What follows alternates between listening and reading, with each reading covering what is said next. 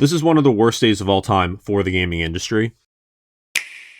So Sony just announced that starting in January of 2028, there's going to be no more physical games. So I'm going to read what they said here. As consumer preferences and the broader entertainment industry continue to shift away from physical disc to digital, physical game disc production for all new games releasing on PlayStation consoles will be discontinued starting January 2028. Following this date, new games will be available on PlayStation Store and at retailers in digital formats only. This transition has no impact on games that are already released or will be releasing prior to January 2028 in disc format. And then they go on to say how it's a natural direction for Sony and how the general preference for digital outpaces disc. So they're gonna use corporate buzzwords to make it seem like it's a good thing, but this is one of the worst things that we've ever seen for the gaming industry for a lot of reasons. And even if you prefer digital games, this is still a bad thing. So the first thing is you don't actually own your games now. So physical games, the ones that are actually physical games that don't require an internet connection, you will always own. Sony, Xbox, Nintendo, they can't take those games away from you. And we literally just saw a couple days ago, I think it's funny that this announcement comes after, like 2 days after,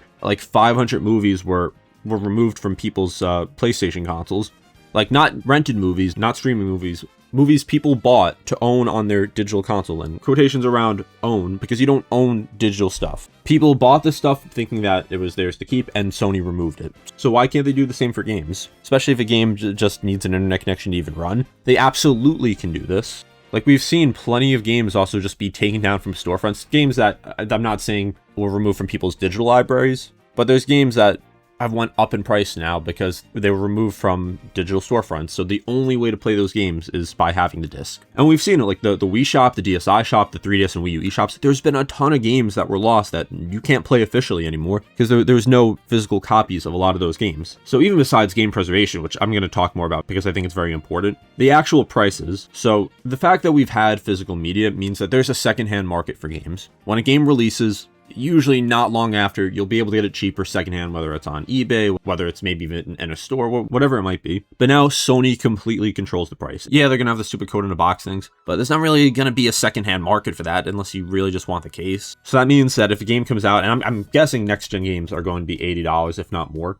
So let's say a game comes out at $80, they don't have to lower that price. It can be $80 for as long as they want, and you'll have no other way of getting it. But now compare that to now, where if you just wait a couple months, like you can usually get games a lot cheaper. Like I have a lot of PS5 and PS4 games. I'd say 15 or less of them I've paid full price for. The only games I can remember paying full price for on PS5 have been Resident Evil Requiem, Resident Evil Village, Spider-Man 2, and like Little Nightmares 3, which was like a $40 game. Because the reason I've been able to get a big collection of games is because I just wait for them to be cheaper secondhand. Like you can get games a lot cheaper on eBay. Like a lot of third-party releases you'll find for under $30 just within a year of their release. And that's not going to happen anymore with digital-only games because they'll completely control the price. It'll be a monopoly on their own console compared to having retailers who are able to have sales or being able to buy used copies and finding a good deal. Like that will be in the past. And I think that this is, I hope that if they do this, that this is just like the nail in the coffin for PlayStation. I really don't want to see them succeed after this.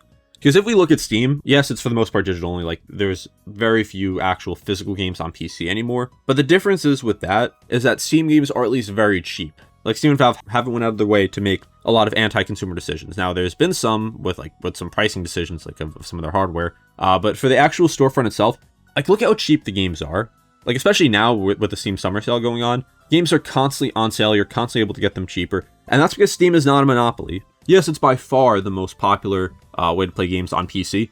But since it's on PC, there's the Epic Game Store, there's GOG, there's other ones too. Let's say Valve just wanted to raise prices and make it so their games would just be more expensive. People would have alternatives. But since the PC ecosystem has so many different competitors, even if a lot of them aren't that big, it forces prices to be lower on Steam, and that's why people don't have a problem with digital-only games on Steam. I also love to see like Steam, if Valve responded to this by like maybe having more support of physical media on PC, even though like a lot of PCs now don't have disk drives. I doubt they would do that, but I think it would be interesting. So PC games will be a lot cheaper, and there's not really going to be any reason to buy a PlayStation anymore. Like the amount of actual exclusives on the PS5 console, I think has been like 2. I think Wolverine is going to be an exclusive. Astrobot was an exclusive, but there's very, very few actual like true exclusives to the PS5. Like the only reason I've been supporting PlayStation and mostly playing on PlayStation is because I want that physical media. Like I like to be able to physically own my games.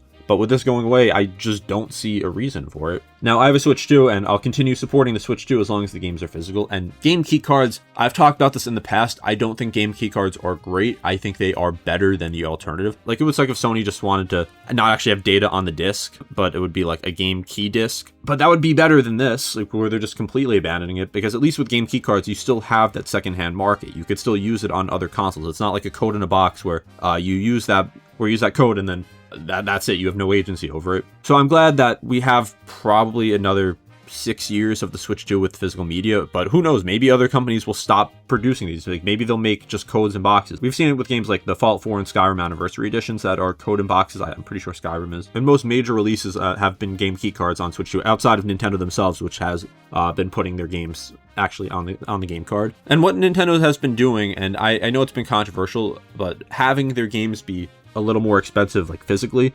and retailers like Walmart and also Amazon have matched it anyway. If Sony just did that, if they said that, let's say digital games will be $70 and we're going to be charging $80 for physical games, yeah, people wouldn't be happy about the price increase, but it'd be infinitely better than just not having that option at all for physical games.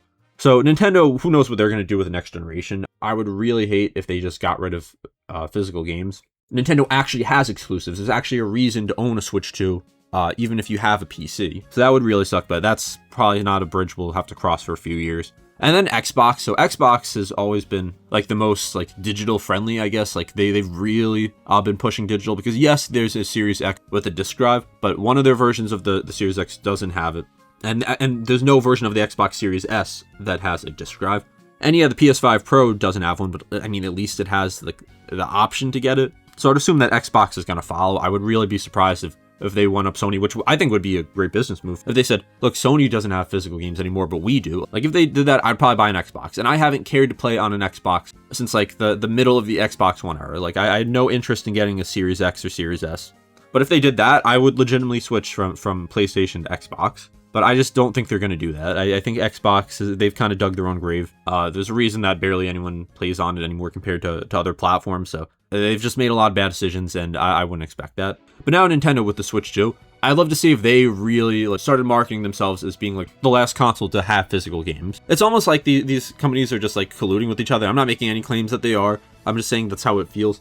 Where they're just barely competing with each other anymore. Like, you can go back like 13 years, I want to say. When the PS4 was announced. Remember, the Xbox One had a disastrous announcement, and they announced it for $500. And then Sony came out like the next day or whenever and said, we're going to be charging $400 for it. They one-upped Microsoft by charging $100 less for their console, and the console race was over before it started. So where's that anymore? Like, where's a company, like, where's Xbox to come out and say, if you want physical games, come to Xbox, because our next console will have a disc drive? But I doubt that's going to happen, and I'd love to be proved wrong in that.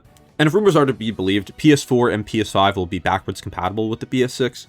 But is it really backwards compatible if you have a large physical media collection? Like, for everyone who's been buying PS4 and PS5 games, you just won't be able to play them on PS6. Like, I highly, highly doubt that if they're not making physical games anymore, they're going to have a disc drive. So then there's just no way to play those games. Like, if you have them, you have to buy them again. If you have a game that maybe has been delisted, sorry, no way to play it on the PS6. I think this is just very dystopian for the gaming industry. You won't own anything. You won't be able to play your physical games on the new console. Prices will go up. You'll have less agency. You'll have no way to buy secondhand games. They can remove any game they want at any time. The only way this decision gets reversed is if enough people boycott it. But I doubt that happens now, because I think it's something like 80% of all game sales are digital. And I don't know if that's because they're counting games that are digital only, so that's going to inflate it, because there's so many games that, like smaller games that are digital only. And a lot of games like sports games, like those are typically bought digitally.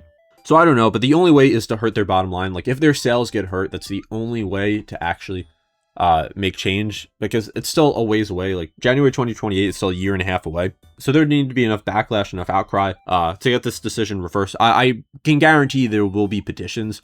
I'm sure there'll be some like big names that will start petitions. So I just urge you all, even if you don't buy physical games, like I said, this is still very bad for the industry. So I urge you to sign like when a petition comes out, because I think if it reaches 500,000, then they have to take a look at it. I don't know exactly what the laws are with petitions, but you gotta hurt their bottom line. Like, this is not acceptable for the gaming industry. It's just taking away your rights as a consumer. It's taking away any ownership you have. And it seems like this is happening because GTA 6 was announced to be digital only, and like the timing of that's not a coincidence. I promise you, it's not a coincidence that they were waiting for GTA 6 to set records with pre-orders. It's already sold like over $3 billion worth of pre-orders. But most games are not GTA. Like, most games are not Rockstar games. Like, for me, there's been a lot of games I wouldn't have bought if they were digital only. Like, I was kind of on the fence about them, but figured, like, I'll at least have the physical copy of it if I get it. There's been a lot of games I've waited to give a chance because I don't want to pay $70 for a game, like, I'm mildly interested in. So, I think that once this is finalized, once they announce the PS6 is digital only, assuming Xbox follows suit, I'll buy games on Switch too for as long as like that console, I guess, can run games decently. Which I don't know how much longer it'll be, because I assume when the PS6 and next Xbox come out, like there's gonna be less and less like good third-party games on Switch 2. Because the Switch 2 already, like, it's actually done a good job running a lot of big AAA games now. But once it gets to like the next generation, I think it's probably gonna be more downgraded versions. But at that point, I'll probably just switch to PC. I'll play less games, and I'll continue supporting Nintendo. If they continue to have physical games, then that'll just be my console of choice. I just think it really sucks for the gaming industry. I'll when I find a petition, I'll put it in a pinned comment. But let me know your thoughts on this, because like I said, I know a lot of you do only buy digital games, but that keeps prices lower when they have to compete with the retails and with secondhand markets to keep people buying games digitally. So there's literally nothing good about this. This is literally a lose-lose situation with not one positive thing I can take out of it. So let me know your thoughts in the comments, and be sure to subscribe.